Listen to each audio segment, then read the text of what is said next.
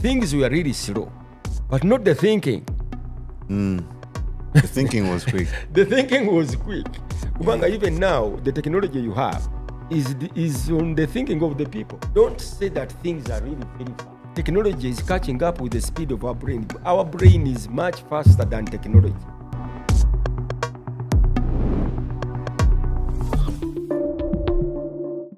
Welcome back. It's Creative Chaos. Today, we have our legend again.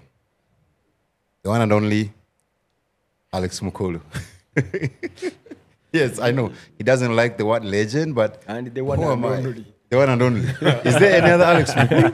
Yeah, who knows? Who knows? Okay. Yeah, could All right. Good to have you on the show. Thank you. Wish you welcome. Yeah, thank you so much. All right. What do you have today? Before I introduce what we're going to unpack today, I like your match game. Please, look at the man's match. Okay. Be in class. Follow him on his social media platforms and find out how you can get a hold of at least a pair of that. Accessorize your wardrobe, okay? Nice. So, Really Bwana massive. Alex, sasa nyo kulaba. Nange. Mulunda togo omulala akasuti nkagadde. Weebale kusiima. Bulinga buno barazo dazo. Nga bakubyeko intelligent lighting. Tugezaako Obanga Lionel Richie. tugezaako okulwanyisa obukadde. Tulwanyisa obukadde. Kirungi okyogedde. So Tulemerako. in the spirit of okulwanyisa obukadde. In our setting, a typical creative setting, is there a point bw'otuukira nti what is okwepimira mu Luganda like? Okwepimira. Okwegerera. okwegerera. Newegerera nti nze nayagala okuyimba netandika okuyimba naye wentuuse ekipimo kyange. The measurement is like this. Wano wentuuse nfunyemu emmotoka, nfunyemu ennyumba, nfunyemu omukyala, nfunyemu abaana ndowooza kimmala. Is it possible in our space? Satisfaction. Satisfaction and contentment. Kisinziira ku kyonoonya. Bw'oba onoonya fame, fame terina metrics gy'oyinza gipimisa. So teggwayo. It's like a mirage. You follow a mirage. Gy'okoma okukisemberera gye kikoma okweyongera okugenda ewala. So fame, you can't be content. Kyekimu ne power. Ne power, you can't be content with the power until it corrupts you absolutely. And the inevitable happens. Okitegeera. Ne artist tasobola kumatira ng'anoonya fame. Paka fame lwemutta yennyini. Ng'atandise okukozesa ebintu okusobola to keep up appearances. N'atandika okukozesa oba enjaga oba omwenge omungi oba biki. Performance enhancers. Ate nekimutta. Nekimutta. So tewali contentment ng'onoonya fame. Nze ndowooza nti artist yandibadde tanoonya fame. Fame ye yandibadde enoonya artist. Naye ffe twagala kusooka kunoonya ki? Fame. You can't be content. Kiringa mu capitalism. Theory. Philosophy ya capitalism. Omuntu tosobola kumatira. Ne bw'ofuna billions. Wakati ba Elon Musk singa bateredde batudde. Naye abasajja bakyalwana. Kibanga kitambo kikwata nga tosobola kumatira. Owulidde? Naye kyogamba nti you cannot have creative ambition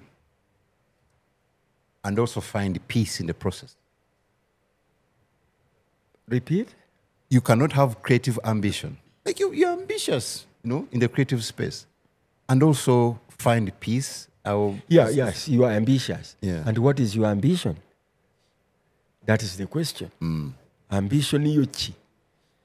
Fena tuli ambitious. Niye omulala ambition ye kuzimba nnyumba, kuwasa mukazi, kufuna wanaziikibwa, basi. Nalaba abamu beejeregeera nti you cannot bring your house to the disco. To the club. To the club. Tosobola. Kwegamba. Ambition yo ki? Nze nkugambye ambition ye artist. To lead by example. Artist yenna, abe DJ, abe wa theater, abe musician. Ekimutwala mu maaso g'abantu kugamba bantu nti this is the way you should be doing it.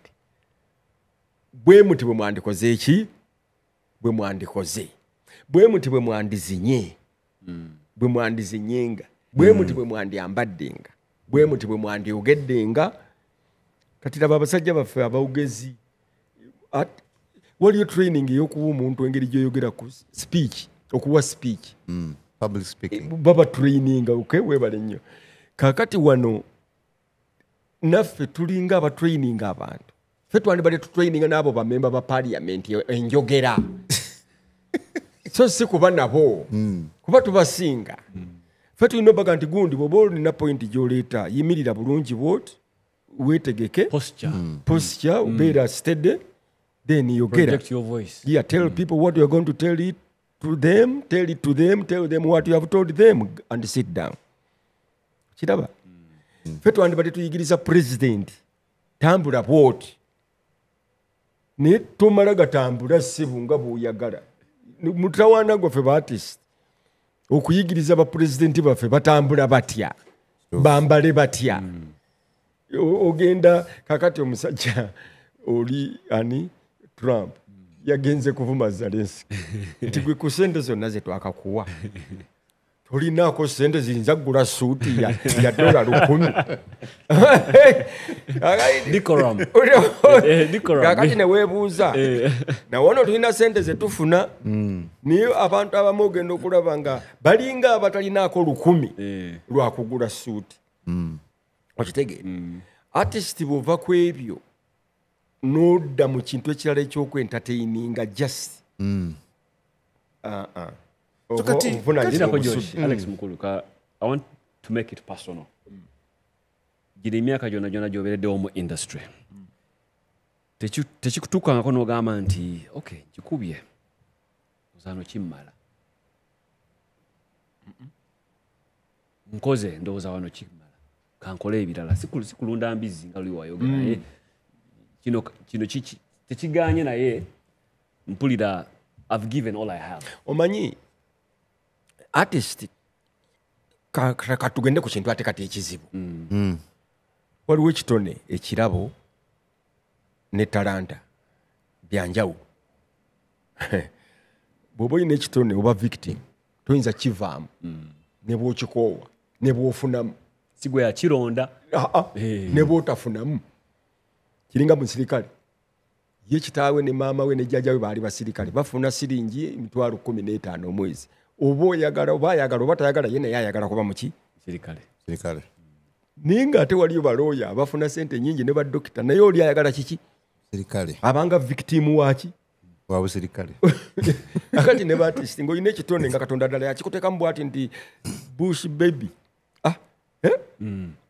nti oligenda kuba artist n'akikuwako kye bayita karaso mu Lugreek endorsement baddu toyinza kivaamu kati nze kyendiko ne bwe njagala okivaamu sisobola kuba sirina kirala kye nsobola kukola ne bwe banvumira mu kino sisobola kivaamu ne bwe sifunamu ne bwe nfunamu sisobola kivaamu Kati olinayo levels of contentment and peace. zosobola ogamba nti mu myaka gino gye nkoledde kino naweza emyaka bwe giti nakola guno omuzannyo nenfunamu contentment bweti contentment milestones do you have any milestones noga nti ziyinza okuba nti tezikolera bantu balala nze kanziyite grateful moments more than contentment contentment naye and satisfaction grateful moments mbadde nazo neŋŋamba nti I'm grateful for this now weeyezimu nga bwe twakola 30 years of Bananas nga bwe omuzannyo gwange ogwasooka muzzukulu wa Kabanga the first play I ever wrote twafuna sente nga sirina we nziteeka tewali banka there were no banks tewali ndowooza na bank natambula ne sente ekiro kyonna nga simanyi gyendaga buli wamu ntyawo zali meka simanyi kati mu satisfaction wajooga otya kakati those are the grateful moments I've ever felt sometime nenga nti naye katonda weebale newankubadde ntagadde okunoonya sente wenzisa naye weebale okukola ki okuzimpa then ne tukola omuzannyo omulala ogwaddako engule yakamukuukulu ticket sedda ku National Theatre nga bazitunda okuva ku Monday okutuuka ku Friday ng'olwozanya office. weekend. Box office. Kakati nenze bwe ndeeta omuzannyo ogwo ogwokubiri tiketi ezange zagwawo ku Monday saawezi Yeah. ne bateekako all seats sold okuva ku Monday, Tuesday, Wednesday nga kuliko ekipande wali all Sold seats. out. Sold out. Kitegeera naye buli nayitanga nena abantu all seats sold nanga nti mukama weebale. Those are grateful moments. Nice. Then of course Bananas. 30 years of Bananas. Yeah, which you know, Bananas came oba yali etya. By the way kambabuulire ekigambo ekyo Bananas waliwo omwana munyankole twanoonya ekyokuyita omuzannyo ogwo tugamba 30 years of blood, 30 years of ki, 30 years of ki, twawandika amanya ng'ebikumi ebi naye nga tewali linnya lye tutwala. Naye omwana twali ku lyaso munyankole Bernard kati ali mu New York n'aga nti omanyi okusinziira ku bye tuwandiise bino byonna it's chaos, therefore it's Bananas 30 years of ki. Bananas. Immediately ntuga nti that's the name. That's a quick fact. That's the name. Yes. Okiraba? Right here on Creative Chaos. That's the name. Ne tuyingira. Bwe tuyingira gundi najja Samson Prime Minister. Yali Prime Minister. Seka. N'agulaba n'aga nti Dr. Mutendeke. ne Museveni ateeka okugula. N'amuyita Museveni n'amuga nti kutwale entebe. Ne muga tegusobola. Muve mu theater. Mugende mu State House. N'aba humble enough n'ajja mu theater. N'agulaba. Bwe yagulaba abantu bonna ne batandika okukola ki? Okulaba. So that was another thankful moment because a lot of people Beautiful. came to see that people. Actually, nafuna sente Again. nenzimba n'ennyumba ye Kanyanya okuva mu sente za Bananas. Ne kati n'ennyumba simanyi eri. Kiki kyabaawo. Bizibu bya nseeno. Bizibu bya nsi. Bizibu by'abakazi bazibba. Toyinza kumanya ne mukyali bato. Tetumaze okulaba ebintu bingi. Tetulabye ebizibu. Okay. Tujja kumanya kyekyabaawo. Mumboozi eddako. Kakati awo contentment kyekugamba grateful moment seezo. Then another grateful moment bwe twazanyira Queen ku Kyogamu. Abantu bonna baali bagamba Alex osobola okukola ekintu ekyo konze banna nsobola naye munsabiri ne mukyala Museveni nyina mugamba bweyagala tukikole tusabire n'atusabira ne mugamba basi onda bw'aba akulira essaala zo Kiwedde. kakati ne tugenda okukola tuuka mu Serena wali akavuyo ate leero temukkirizibwa biki kola lyazo byuma bivudde South Africa bivudde ki omwana omunaafiirwa maama we ku ssaawa eyo olidde abaana mulala n'afuna attack baatusibira mu kisenge n'afuna attack tegamba ne tuba ne tension panic everything abantu bakulu president sibali 5 Queen mwali muka Kateegaya mwanyina Kateegaya yaŋŋamba nti gwa Alex bw'okola obubi nze ndi supposed okutwala ku mazzi kazi yakiŋŋamba tugenda kusenya n'omutima neŋŋamba nfudde leero owulidde netuzanya naye bwe twamala tufuna standing ovation. That was another grateful moment. It's a milestone. Milestone. Yes. Nesi contentment kubanga era from there mba ndowooza nti kankoleyo ate kiki ekirala. So up to now. Kati, let me ask again, because I'm curious. Eddako, processes zammwe zaali a bit slower. You had time to create. You had time to think. Right. Today, ebintu bidduka speed. Everything is fast-paced. So, and I'm sure you've been around to see it happen. Kati ebintu biri ku speed. Disruption. Kimu kidduka. So, I want to know, is there contentment in a fast-paced competitive world? Nze ngiyita gundi instantaneous culture. Now. Yeah. The now culture. Instantaneous culture. I want it now, I get it now. Which is true. Nti oyagala okuba essimu kakati mu America dakiika emu onyiga bunyizinga oyogera ki tetwamalanga ennaku 2 obuukinze mu post office olinda kiki transfer calls. Things were really slow but not the thinking. The thinking was quick. The thinking was quick kubanga even now the technology you have is on the thinking of the people. True. So ne bwe mba nakubanga essimu mu America ne mali ennaku 2 nga tennayitamu, my thinking was not as slow No. as the telephone, as the infrastructure. Kiri kye tubaddeko mu copyright. Infrastructure yali ki? Naye brain yange ng'enjagala kubawa. America. Those 2 days zondelayingisa. Nze brain yange ate eba ekola ki? So today, don't say that things are really very fast. No. Things are catching up with the speed of our brains. Technology is catching up with the speed of our brain. Our brain is much faster than technology. Therefore, omwana omuto oba mukulu gwe bw'ogamba mbu edda mwe mwali mulina obudde obulowooza, nakati nammwe abali ku fast pace mulina obudde obulowooza.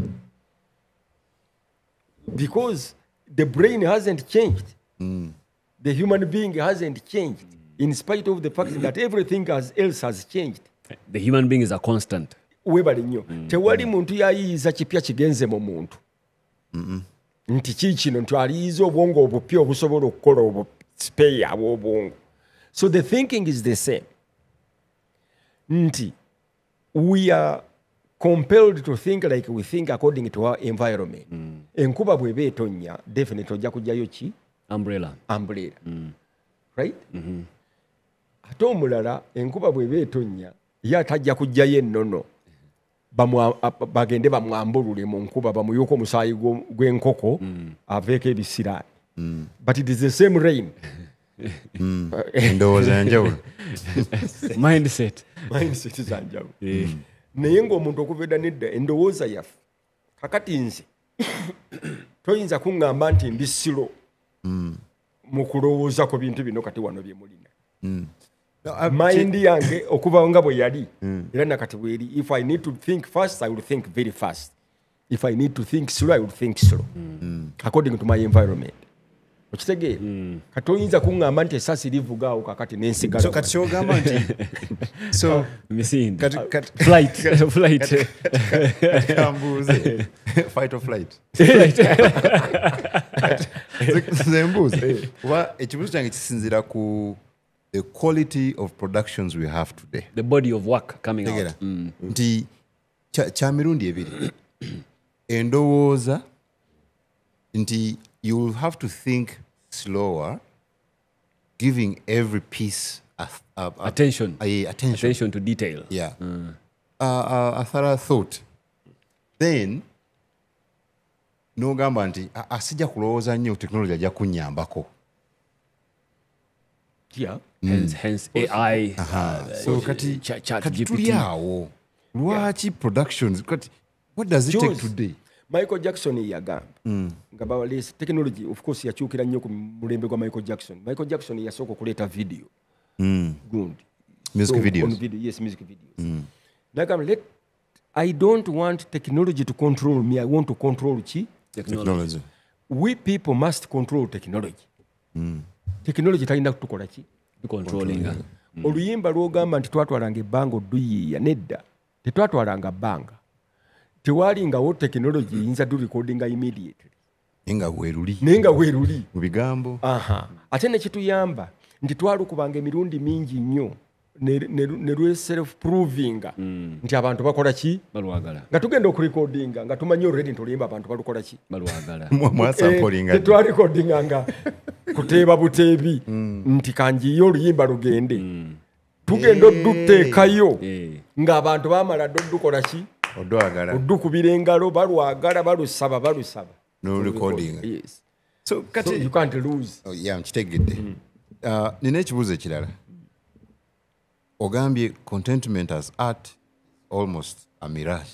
Yeah, an illusion Yeah. which you cannot. So is there a time you can create for healing? Create for healing.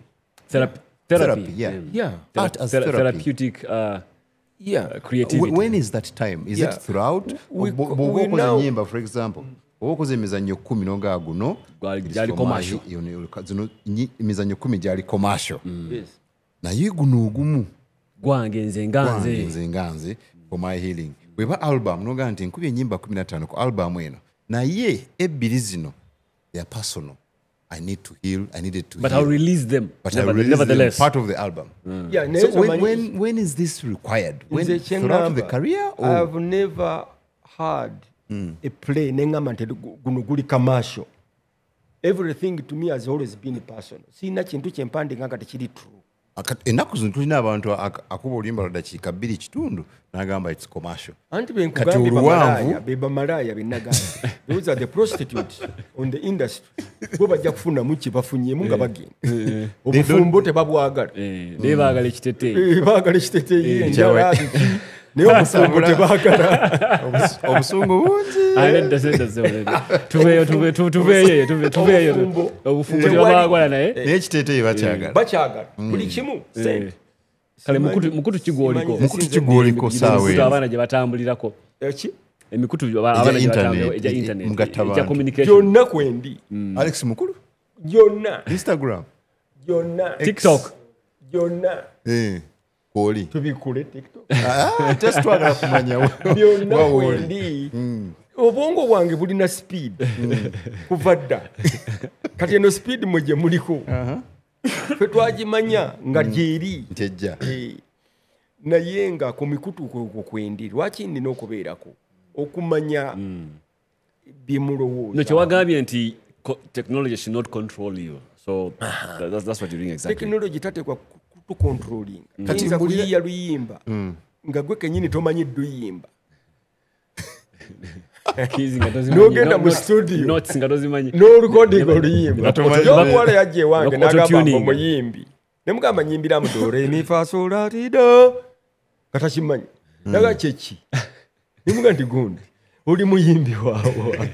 Owulidde. Naye nga bambi muwala muto. Ng'osomesa bambi Technology. Bamugamba mbu bamulikodinga asasula emitwalo 2-3. Ne mugamba nti kakati olikodinga ennyimba ogenda zitwalawo. Mbu ku radio nti bwe zinaatuuke osasule DJ okuzikuba nga wano bwe tukola ennaku zino gw'osasula oluyimba lw'oddukola ki? Can you imagine gw'osasula oluyimba lw'oddukuba ku radio ate oyagala copyright?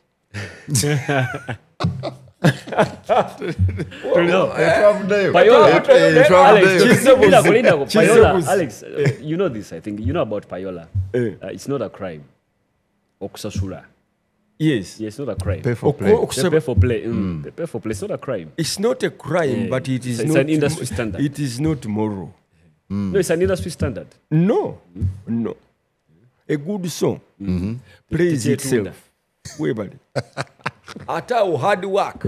Bannange. Okufuna oluyimbo hard work. Nga buli DJ agamba nti bwe sirukuba nze nfiirwa. Awulira bino Linda kwa Josh. bitwale. Linda kwa Josh. Yeah. Just one more question before you interject. As a creative, as an artist, as a writer, what are some of those things you've had to let go as ultimate sacrifices, personal sacrifices, for your chitone, your calling to thrive? Personal sacrifices. Personal sacrifices that you've endured. Family. Before you answer, the context is we have very many young people who want to join art, who feel like it's a calling, but they do not have an understanding of what to sacrifice or what it is. Or compartmentalizing, basically. Nti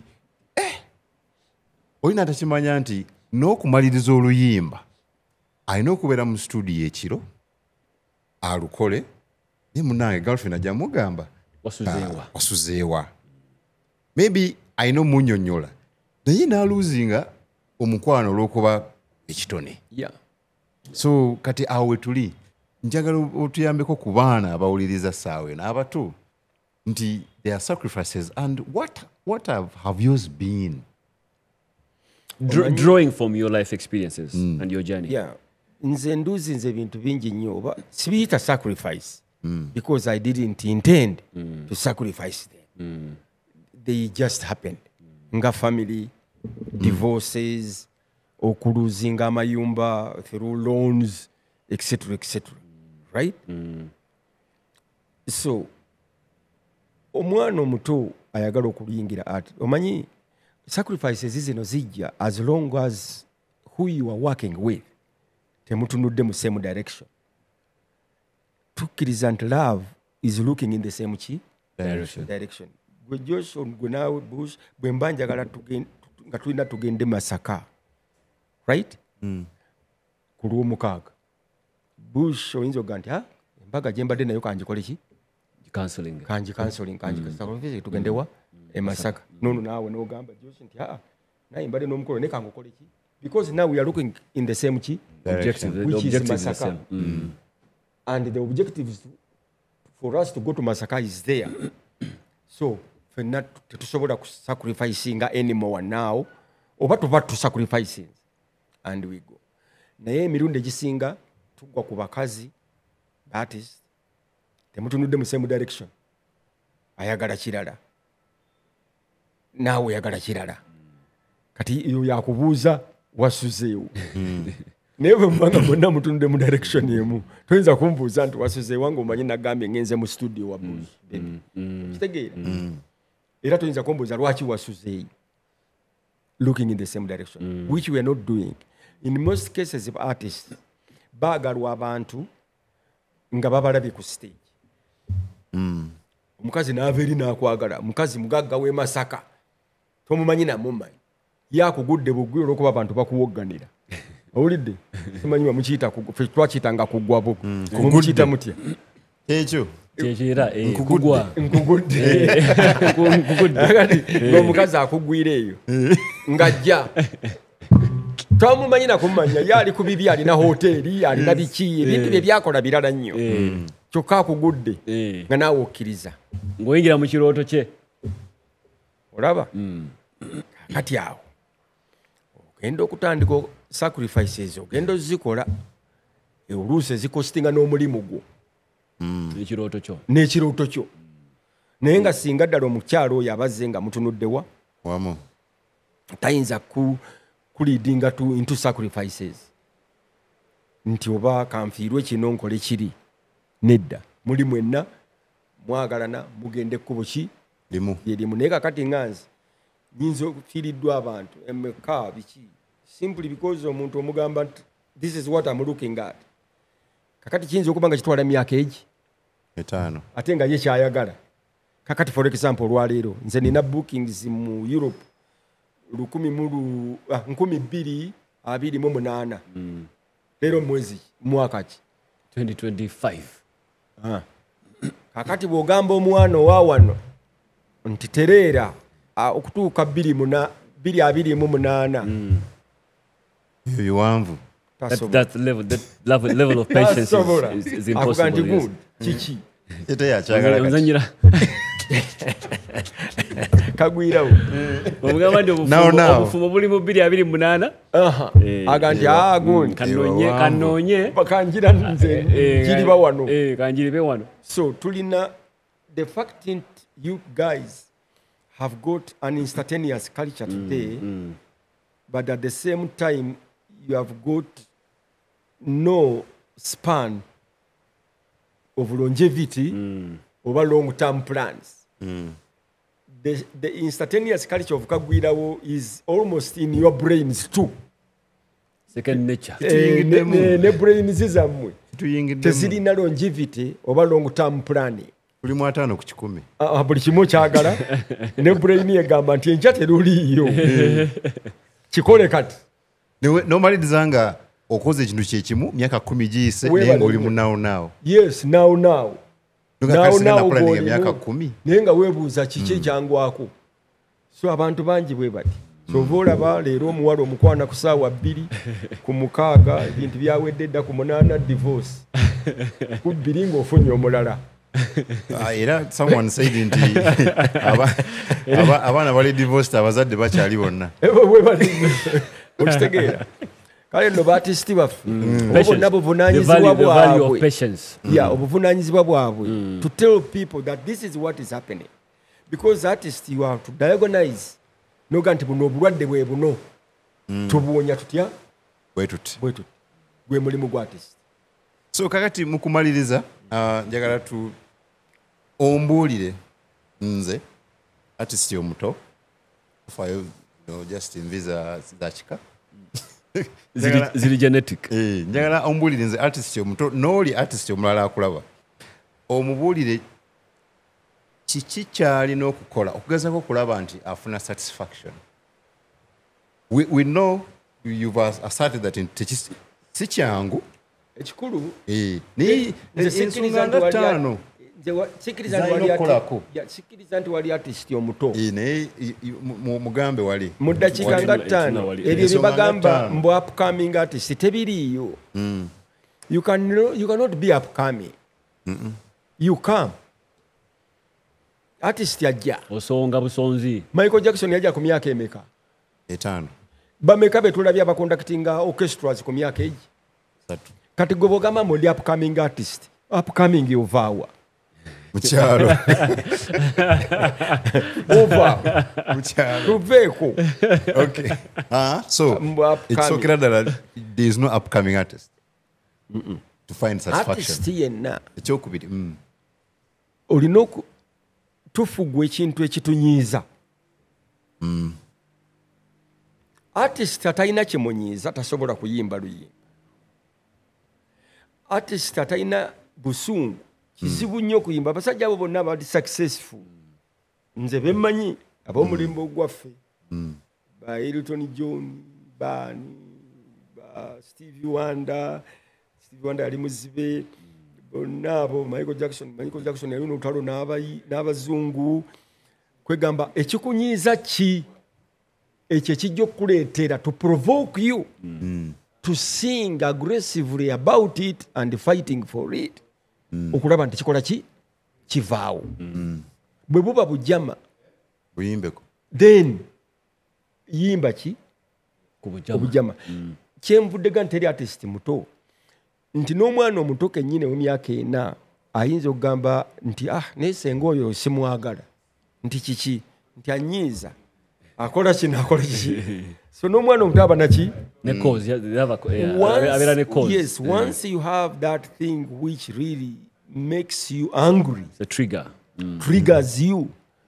Yes, nekikutriggeringga nekiga nti gundi baako kyoyogera, you might find satisfaction. Yes. Kuba bw'okyogera kati n'olabanga omulimu gutandika ogukikola ki ogukikolako satisfaction ogifuna. Naye omutawaana gwe kubanga oli mu art nga tolina nakikunyiiza n'ennyimba bakuyiiza njiize ne bakuyiiza oluyimba ne balukuwa si lulwo nti oyagala Jeeni ne Jeeni taliiyo tomumanyi namumanya. Kakati oyo artist tayinza kuwangaala. Tayinza na kufuna satisfaction.